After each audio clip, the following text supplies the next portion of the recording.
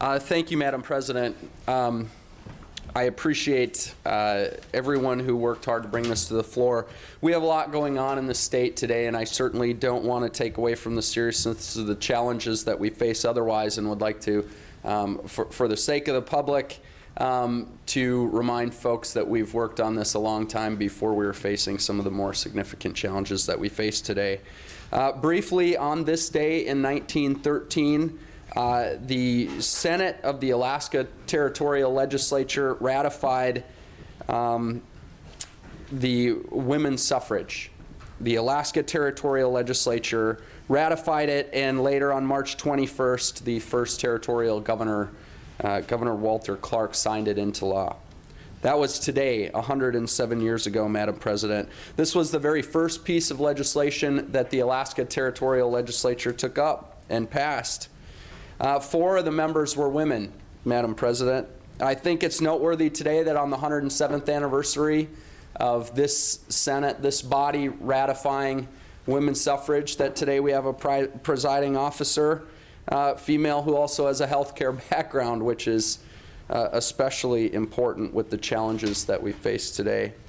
Women's suffrage movement in the United States took over 70 years.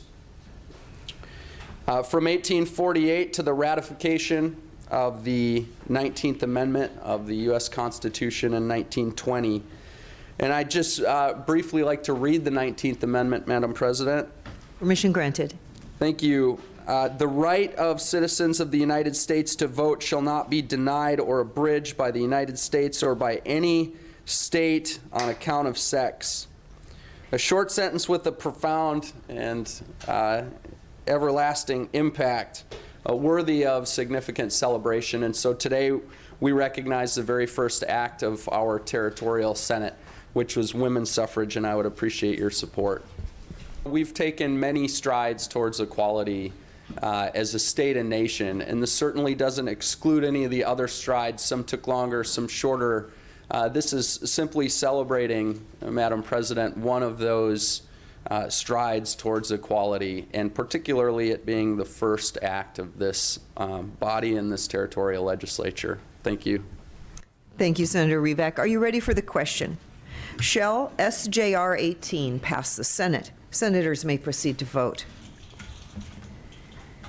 Has any senator failed to vote? The Secretary will lock the roll. Do any senators wish to change their vote? The Secretary will record and tally the vote. 16 yeas, 0 nays. And so on a vote of 16 yeas and 0 nays, SJR 18 has passed the Senate.